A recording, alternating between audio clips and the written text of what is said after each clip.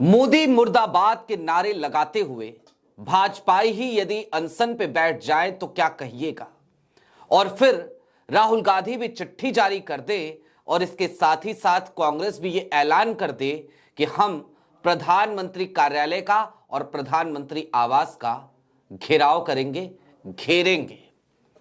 जी हां, आज की तारीख में वो कहावत है ना घर के ना घाट के, पूरी कहावत नहीं बोलूंगा, लेकिन प्रधानमंत्री नरेंद्र मोदी की स्थिति लगभग वही होती जा रही है। यूएस ट्रेड डील पर भी इसके बाद हम बात करेंगे किसी अगली वीडियो में, लेकिन अभी तो जरा आपको दो तस्वीरें दिखानी है, राहुल गांधी की एक चिट्ठी दिखानी है और इसके साथ ही साथ उस ऐलान के बारे में बताना है जो ऐलान कांग्रेस ने कर दिया है। लेकिन यह समझ लीजिए कि आज का यह विश्लेषण कहीं ना कहीं उस दिशा की तरफ होगा कि मुसीबत जब आती है ना तो अकेले नहीं आती, बल्कि चारों तरफ से मुसीबतों का पहाड़ आ रहा होता है। प्रधानमंत्री नरेंद्र मोदी आज की तारीख में किसी ऐसे ही खाई में खड़े हैं जिसके चारों तरफ मुसीबत की इतनी ऊंची ऊंची चोटियां हैं कि उन पर वो चढ़ाई नहीं कर सकते। सारी बातें जरा विस्तार से करेंगे। नमस्कार, मैं स्वप्निल और आप मुद्दा देख रहे हैं। दोस्तों, आगे बढ़ें उससे पहले वही छोटी सी अपील। मुद्दा इन दिनों एक गंभीर आर्थिक संकट से जूझ रहा है। एक तरफ हमारे मेन बैंक अकाउंट फ्रीज चल रहे हैं तो दूसरी तरफ हमारे 28 साल पुराने चैनल को हमसे लंबे समय तक छीन कर रखा गया था। ऐसे में डे टू डे ऑपरेशंस में मुद्दा को काफी मुश्किलों का सामना करना पड़ता है। लिहाजा आपसे गुजारिश है, यदि आप चाहें तो स्क्रीन पर दिख रहे क्यूआर कोड या फिर के नीचे दिख रहे यूपीआई नंबर के जरिए मुद्दा की छोटी छोटी मदद जरूर कीजिएगा। अब आगे बढ़ते हैं। आज की तारीख यानी कि 7 फरवरी 2026 की तारीख, यह तारीख बेहद मायने रखती थी।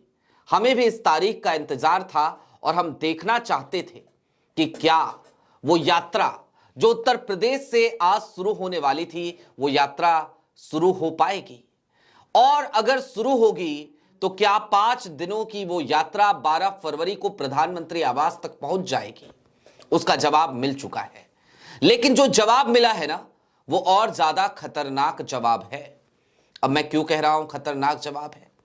यूजीसी बिल के बाद जिस तरीके से भारतीय जनता पार्टी के वोटर्स ही, भारतीय जनता पार्टी के मतदाता ही, या फिर कि वो तमाम लोग जो खुद को भक्त कहलवाने में गौरवान्वित महसूस करते थे, वो तमाम चेहरे खुलकर मोदी जी के खिलाफ आ गए थे। आज उसकी बानगी फिर देखने को मिली। मैं आपको एक छोटी सी वीडियो सबसे पहले दिखाना चाहता हूं, देखिए जरा। मोदी जी मुर्दाबाद, मोदी जी मुर्दाबाद। एससी एसटी एक्ट खत्म करो, एससी एसटी एक्ट खत्म करो, यूजीसी वापस लो। देखा आपने, मोदी मुर्दाबाद के नारे लग रहे हैं। यूजीसी एससी एसटी एक्ट का विरोध कर रहा है एक व्यक्ति, और यह व्यक्ति कोई और नहीं है बल्कि इनका नाम है पंकज थैरवा। भारतीय जनता पार्टी के लंबे समय तक समर्थक रहे हैं। हालिया दिनों में अंगड़ाई टूटी है और अब मोदी मुर्दाबाद के नारे लगा रहे हैं। एक और तस्वीर मैं आपको जरूर दिखाना चाहता हूं, उसमें आपको आवाज सुनने की जरूरत नहीं है, और चूंकि मैं सनातन धर्म को मानता हूं इसलिए उसकी आवाज सुनाऊंगा भी नहीं। आपके स्क्रीन पर वो तस्वीर चल रही है। मैं आपको यह बता देना चाहता हूं इस तस्वीर में क्या हो रहा है। आपको पंकज थैरवा भी नजर आ रहे हैं तो अलंकार अग्निहोत्री भी, वही रिटायर्ड, माफ कीजिएगा सस्पेंडेड पीसीएस ऑफिसर जिन्होंने पहले इस्तीफा दिया था, बाद में उनको योगी सरकार ने निलंबित कर दिया था। ये लोग अब अपने ही घर में धरने पर बैठ गए हैं क्योंकि इनको दिल्ली कूच नहीं करने दिया गया है, लेकिन यहां पर बैठ के ये सुंदर कांड का पाठ कर रहे हैं। जाहिर सी बात है ये स्थितियां ना तो योगी के लिए लाभदायी हैं और ना ही प्रधानमंत्री नरेंद्र मोदी के लिए। लेकिन इन सब के बीच हमने कहा था राहुल गांधी की चिट्ठी। राहुल गांधी नेता प्रतिपक्ष हैं और हर सप्ताह वो एक न्यूज़लेटर जारी करते हैं। तो इस बार राहुल गांधी ने अपने न्यूज़लेटर में क्या लिखा है, मैं चाहता हूं जरा उस पर आप एक सरसरी निगाह डाल लें। आपके स्क्रीन पर राहुल गांधी का वो न्यूज़लेटर है। राहुल गांधी ने कहा, कॉम्प्रोमाइज्ड प्रधानमंत्री। संसद में यह सप्ताह कई मायनों में अभूतपूर्व और दुर्भाग्यपूर्ण रहा, दोनों रहा है। विपक्ष के नेता के रूप में मैंने राष्ट्रीय सुरक्षा से जुड़े गंभीर मुद्दे उठाने की कोशिश की और पूर्व सेना प्रमुख जनरल एम नरवणे द्वारा लिखी किताब से कुछ पढ़ना चाहा। यह सरकार के लिए बहुत मुश्किल था और उन्होंने मुझे बोलने से रोक दिया। फिर आए झूठ और डर। यह सिलसिला बार बार दोहराया जाता है। सरकार का यह दावा कि यह किताब मौजूद ही नहीं है एक सफेद झूठ है। मेरे पास वो किताब है, उसकी वीडियो भी बाकायदा राहुल गांधी ने जारी कर दी है। मोदी सरकार ने चीन के हमले के समय हमारे सैनिकों और सेना को अकेले छोड़ दिया। इसकी भी वीडियो राहुल गांधी ने जारी करी है अपने इस स्टेटमेंट की। प्रधानमंत्री सच से डरे हुए हैं, उनमें लोकसभा में जवाब देने का साहस नहीं है। और तीसरा, प्रधानमंत्री ने हमारे किसानों के हितों को बेच दिया एप्स्टीन और अडानी मामलों में उलझ कर। मोदी सरकार को हमारे लोकतंत्र के मूल्यों का सम्मान करना चाहिए। विपक्ष के नेता के रूप में मुझे बोलने का अधिकार है। राष्ट्रीय सुरक्षा और जनहित के मुद्दे उठाना मेरा कर्तव्य है और वो मुझे रोक नहीं सकते। परिवर्तन की पहली सीढ़ी है, उठाओ अपनी आवाज। राहुल गांधी ने ना सिर्फ चिट्ठी जारी करी, ना सिर्फ न्यूज़लेटर जारी किया, बल्कि पूरे सप्ताह में क्या क्या घटनाक्रम हुए उसके बारे में विस्तार से बताया और इसके साथ ही साथ इस देश की जनता से भी आह्वान कर दिया कि लोकतंत्र के लिए बेहद जरूरी हो चला है अपनी आवाज उठाओ। अब दोस्तों, आज की तारीख में आवाज हर तरफ से उठ रही है।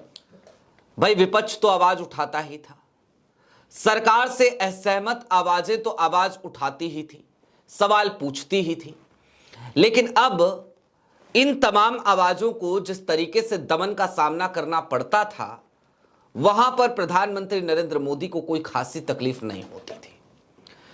और ऐसा इसलिए भी क्योंकि लगता है जैसे चीन से जो सीखते हैं ना प्रधानमंत्री नरेंद्र मोदी जी की पार्टी वाले लोग, उसका इंप्लीमेंटेशन चल रहा था। लेकिन अब स्थिति बहुत तेजी से बदल रही है। अब हाल यह हो गया है कि मोदी जी के मतदाता ही, मोदी जी के वोटर्स ही, मोदी जी के समर्थक ही और समर्थक से कहीं आगे के लोग यानी कि मोदी जी के भक्त ही, ये पंकज धैर्वा या बाकी नाम जो मैं ले रहा हूं ना, इन तमाम लोगों का जाकर के इतिहास खंगाल लीजिए, आपको समझ आएगा कि किस तरीके की पट्टी बंधी हुई थी। आप कुछ भी सवाल सरकार से करते तो ये तमाम लोग आपके ऊपर दाना पानी लेकर चढ़ जाया करते थे। ये वही लोग हैं और आज की तारीख में यही लोग हाउस अरेस्ट किए जा रहे हैं, यही लोग अनशन पे बैठ रहे हैं। अब ऐसे लोग अनशन पे बैठ रहे हैं या हाउस अरेस्ट किए जा रहे हैं या सरकार इनका दमन कर रही है, तो इसमें हमें और आपको कम से कम अपनी बुद्धि का परिचय देना चाहिए। हमें खुश होने की जरूरत नहीं है, बल्कि हमें तो यह समझने की जरूरत है कि आज की तारीख में मोदी सरकार उस मंशा के तहत संचालित हो रही है कि किसी भी असहमत आवाज को गूंजने नहीं देंगे, किसी भी असहमत आवाज को हम कुछ बोलने नहीं देंगे और किसी भी तरीके की असहमति को कुचलने या फिर कि उस असहमत आवाज को बदनाम करने की हम पुरजोर कोशिश कर देंगे। पीआर एजेंसी खड़ा कर देंगे। मेन स्ट्रीम मीडिया तो हमारी पीआर एजेंसी ही हो चली है। लेकिन हां, क्या इतना सब कुछ करना ही पर्याप्त है आज के हालात में, या फिर क्या ये सब कुछ करके प्रधानमंत्री नरेंद्र मोदी आज जो उनका गुब्बारा फूट चुका है, फूटने की कगार पे नहीं है, फूट चुका है, क्या वो उसे बचा लेंगे? क्या फिर से किसी नए गुब्बारे में हवा भरा जा सकता है? क्या उनकी छवि बचाई जा सकती है? जवाब है, ऐसा बिल्कुल नहीं किया जा सकता और इसके पीछे कई महत्वपूर्ण कारण हैं। दरअसल आज की तारीख में जिस तरीके से झुके हुए प्रधानमंत्री हमारे दिखाई देते हैं, जिस तरीके से डोनाल्ड ट्रंप ऐलान करते हैं और इधर मोदी जी उसके बाद जाकर के अपनी सहमति भी जता देते हैं, जिस तरीके से एप्स्टीन फाइल हो या फिर कि अडानी का मैटर हो, उन तमाम चीजों के मद्देनजर यूएस ट्रेड डील होती है, इन तमाम चीजों पे नजर डालने के बाद एक बात समझ में आ जाती है कि राहुल गांधी जो कह रहे हैं वो कहीं ना कहीं उसमें सच्चाई बहुत बड़ी है कि आज की तारीख में हमारे प्रधानमंत्री कॉम्प्रोमाइज्ड हो चले हैं। देश की संप्रभुता, वो उस पर जो बट्टा लग रहा है, उसके बारे में प्रधानमंत्री नरेंद्र मोदी को सोचना चाहिए। अपने हितों के लिए, अपनी छवि को बचाने के लिए या अपने दोस्त के लिए आज की तारीख में जिस तरीके से भारत के हितों के साथ समझौता किया जा रहा है, ये स्थितियां पूरे देश के लिए शर्मसार भी हैं, चिंताजनक भी हैं। अब दोस्तों, राहुल गांधी क्या करें? वो प्रधानमंत्री तो है नहीं, हैं तो नेता प्रतिपक्ष, लिहाजा वो आवाज उठा रहे हैं। लेकिन हां, मैंने कहा था कांग्रेस के ऐलान के बारे में भी आपको जरूर बताऊंगा। तो यूथ कांग्रेस उसने यह ऐलान किया है कि वो अब प्रधानमंत्री आवास और पीएमओ प्रधानमंत्री कार्यालय दोनों का घेराव करेगी। और यूएस ट्रेड डील, ये जो मैटर है ना, इस पे अभी विस्तार से हमने कहा था आपसे किसी और वीडियो में चर्चा करेंगे। चलते चलते बस इतना समझिए, ये गले की वो फांस है जो प्रधानमंत्री नरेंद्र मोदी को मुश्किल में डाल सकता है, और डाल सकता नहीं है, डाल चुका है। क्योंकि ये जो यूएस ट्रेड डील है, इससे इस देश के किसानों, इस देश के कामगारों, सबका नुकसान ही होना है। अमेरिका से सोयाबीन आएगा, अमेरिका से सोयाबीन ऑयल आएगा, अमेरिका से सारी चीजें आएंगी। भारत के किसानों का क्या? What about Indian agriculture sector? That's the brutal truth कि आज की तारीख में भारत के एग्रीकल्चर सेक्टर, उसके तमाम हितों का समझौता प्रधानमंत्री नरेंद्र मोदी ने कर दिया। और राहुल ये बात बहुत पहले से कहते रहे हैं। आपकी क्या राय है कमेंट बॉक्स में जरूर बताइएगा। अभी के लिए दीजिए इजाजत। चलते चलते फिर वही अपील, चैनल पर नए हो तो सब्सक्राइब करते हुए जाइएगा, सक्षम हो तो छोटी छोटी मदद मुद्दा की जरूर कीजिएगा। बहुत शुक्रिया।